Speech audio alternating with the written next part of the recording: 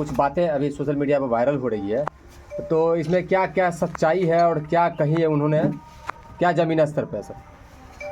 बड़ा ही दुखद और बड़ा ही दुर्भाग्यपूर्ण बयान रहा कल क्षेत्रीय विधायक का। जिस प्रकार से विधायक जी ने शोषित दलितों की आवाज़ माननीय लालू प्रसाद यादव जी के परिवार पर आरोप लगाया, जंगल राज के बारे में कहा, वह जंगल राज नहीं था।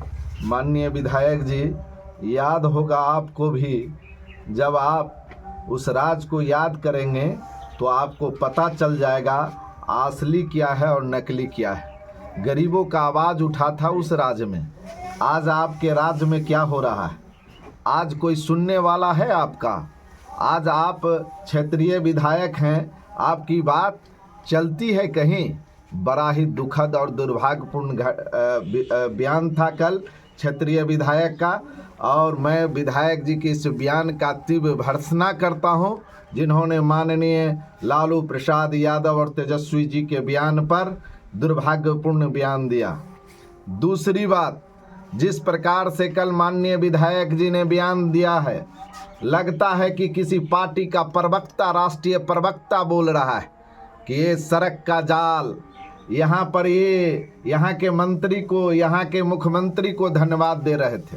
मैं पूछना चाहता हूँ माननीय विधायक जी, आप किसी राष्ट्रीय के पार्टी के प्रवक्ता हैं या क्षेत्रीय नेता हैं? आप अपने क्षेत्र पर क्यों नहीं अपने बयान दिए? आप तो सिर्फ केंद्र और राज्य सरकार के योजनाओं को गिनाने का काम किए हैं। आप अपनी योजना को क्यों नहीं गिनाए? आप अपनी योजना के बारे में क्यों नहीं आमजन को विचारने के लिए कर रहे हैं? आप क्यों नहीं जयनगर अनुमंडल अस्पताल का चर्चा किए?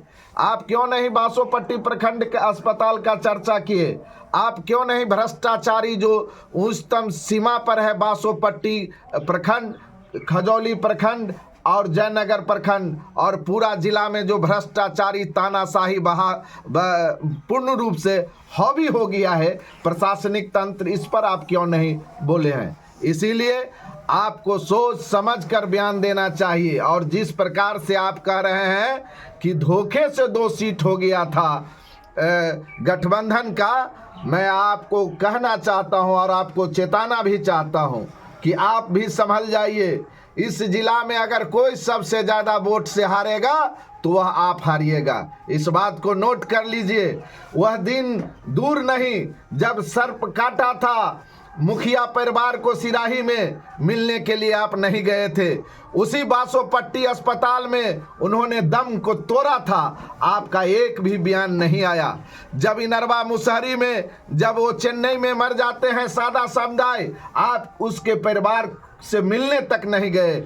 आज वह तमाम चीज़ों का हिसाब लिया जाएगा।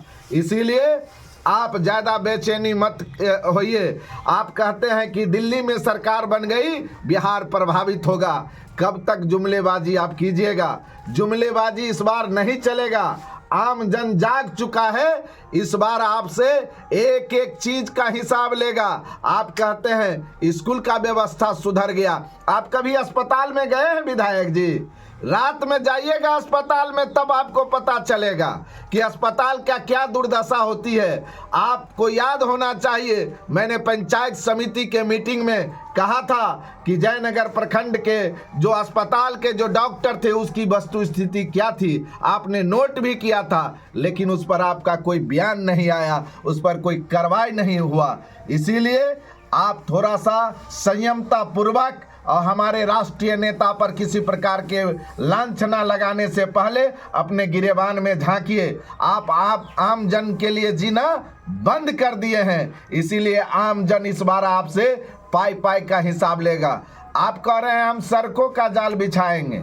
अरे सड़क का जाल आप क्या बिछाइएगा? आप अपने घर से निकलते हैं तो बासोपट्टी का हालत याद है कि भूल गए? जब लोगों को अपना कपड़ा शहर में खोलना पड़ रहा था, आप वो दिन भूल गए और उसमें आपने क्या सुधार किया माननीय विधायक जी? उसका एक फोटो तो क्लिप करके डालिए। किसी अस्पताल में अभी तक जयनगर अनुमंडल अस्पताल में क्या खेल चलता है मालूम है? किसी दिन आप अस्पताल में जाइए तब आपको पता चलेगा खेल वहां पर क्या चलता है। आपके प्रखंड के घोरबंकी के वह महिला करा रही थी, हॉस्पिटल में भर्ती नहीं ले रहा था, हमने रात में जाके भर्ती करवाने का काम किया था और सीधा आपके अनुमंडल अस्पताल में सीधे पेशेंट को रेफर किया जा रहा है। आपके यहाँ कोई सिजरियन नहीं है, कोई डॉक्टर नहीं है, कोई अल्ट्रासाउंड मशीन नहीं है, इस पर चर्चा नहीं। आप कोरोना काल में कहाँ भागे थे दुनिया देख रहा है, लेकिन कोरोना काल में आप क्या कहे थे कि यहाँ ऑक्सीजन का मशीन अनुमंडल में फीता काटने वाले आप ही थे, चालू है, इस पर बयान दीजिए। जब किसान पूरी तरह से करा रहा था, सिराही मेहतर पट्टी बैरा परसा उसराही किसान जल रहा था, पतौना में खेत का सिंचाई नहीं हुआ, इलाके में आप कहाँ थे? किसी दिन एक रोज आपको वहाँ पर जल संसाधन विभाग में भी जाना चाहिए था, आप कहाँ थे? हम धरना पर थे। इसीलिए आम जन से हम आग्रह करेंगे कि इस बार क्षेत्रीय विधायक को आप गांव-गांव में हिसाब लेना प्रारंभ कीजिए। अभी से ही पैतरा बांधना शुरू कर दिया है, अपनी बात को ये कहते नहीं है और राष्ट्रीय प्रवक्ता की तरह ये बोलते हैं कि हम सड़क का जाल बिछाएंगे। हम मंत्री जी को धन्यवाद देते हैं, हम मुख्यमंत्री जी को धन्यवाद देते हैं। आप विद्यालय के अध्यक्ष हैं, किसी भी विद्यालय में जाकर आप अध्यक्षता नहीं करते हैं। हम पोल खोलना स्टार्ट करेंगे। इसीलिए आज के बाद अगर हमारे राष्ट्रीय नेता पर अगर कोई बयान दिए, अगर सोच समझकर अगर क्षेत्र के बारे में अगर बोलना नहीं अगर प्रारंभ किए, अगर ठीक ठाक से नहीं बोले तो याद रखिएगा समय परिवर्तन ले लिया है। याद रखिएगा हम दो दो हाथ करने के लिए आपके बीच में आ गए हैं। इसीलिए इस बार आने वाले समय में आम जन से हम आग्रह करना चाहते हैं, निवेदन करना चाहते हैं कि यह ढोंगी के भेष में अपने आप को सदाचारी बन रहे हैं, उस पर आप तमाम लोगों को निश्चित रूप से आगे आना होगा। और मीडिया के साथियों, आप तमाम लोगों से भी हम आग्रह करना चाहते हैं कि आप तीसरी आंख है, जिस परत दर परत इस बार खजौली विधानसभा का खोलिए। हम आपको एक लिस्ट देने जा रहे हैं जिसमें कई घटना घटी, लेकिन उस परिवार से मिलना भी उचित नहीं समझा और आपके मीडिया को भी झुठला रहा है, आपके सोशल मीडिया को भी झुठला रहे हैं।